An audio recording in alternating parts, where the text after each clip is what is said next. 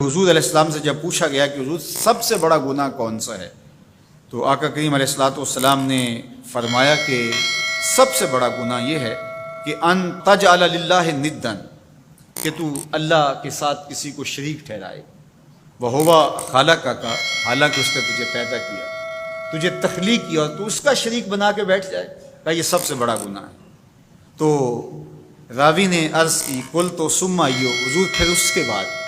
تو آقا کریم نے فرمایا ثم ان تقتل ولدک خشیۃ ان یطعم معک، تو بچے کو اس لیے قتل کرتے کہ یہ کس طرح میں اس کو پال سکوں گا، بچے کو ضائع کر دینا، اس کو قتل کر دینا۔ اللہ فرماتا ہے نحن نرزقکم وایاہم، ہم تمہیں بھی رزق دیتے ہیں، ان کو بھی دیں گے۔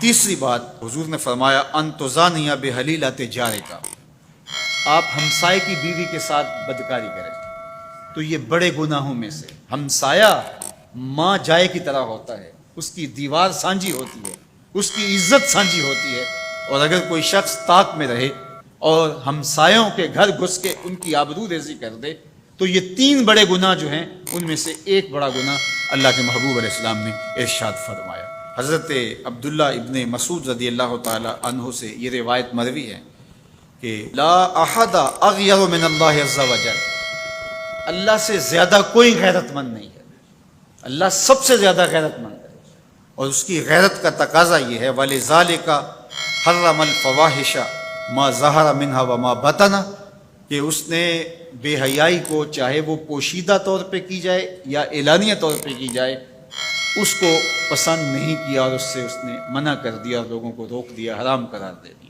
اس لیے کہ وہ خود غیرت مند ہے۔ غیرت مند مالک غیرت کا سبق دیتا ہے اپنی مخلوق کو۔ اللہ تعالیٰ قرآن مجید میں ارشاد فرمایا وَلَا تَقْرَبُوا الْفَوَاحِشَ مَا ظَهَرَ مِنْهَا وَمَا بَطَنَ، فحش کام کے قریب نہ جانا، وہ اعلانیہ طور پہ کرو یا وہ مخفی طور پہ کرو۔ تو مفسرین نے لکھا کہ جو بدکاری ہے وہ مخفی فحش ہے، اور شراب نوشی یہ اعلانیہ فحش ہے۔ شراب نوش جو ہے وہ چھپ نہیں سکتا، بدکار بعض اوقات ایک مدت کے لیے چھپ جاتا ہے، لیکن یہ بات ذہن میں رکھیے کہ جو بدکار ہے وہ دنیا کے اوپر رسوا ضرور ہوتا ہے، اس کے چہرے کا نور چھین لیا جاتا ہے، اور اس کے اوپر مصیبتیں مسلط کر دی جاتی ہیں، اور اللہ کے قہر و غضب کا شکار ہوتا ہے، اس کی دعائیں قبول نہیں ہوتی، نیک لوگوں کی دعاؤں سے اس کا حصہ نکال لیا جاتا ہے، لیکن بہرحال ایک مدت کے لیے چھپ جاتا ہے۔ لیکن شرابی اپنے جرم کو نہیں چھپا پاتا، تو کہا کہ جو مخفی جرم ہے وہ بدکاری ہے، اور جو ارشاد فرمایا قرآن نے کہ جو ظاہر جرم ہے اس سے مراد جو ہے وہ الخمر ہے، شراب ہے، اور ہر نشہ دینے والی چیز سے حرام کی حرمت آئی، کل مسکر خمر وکل خمر حرام، فرمایا ہر نشہ آور چیز شراب ہے، اور ہر شراب حرام قرار دے دی گئی۔ اب یہاں بھی لوگ دلیلیں لے کے بیٹھ جاتے ہیں، میاں وہ بھی ایک مشروب ہے، اس سے کیا فرق پڑتا ہے؟ میاں جب رب نے کہہ دیا تو بات ختم ہو گئی۔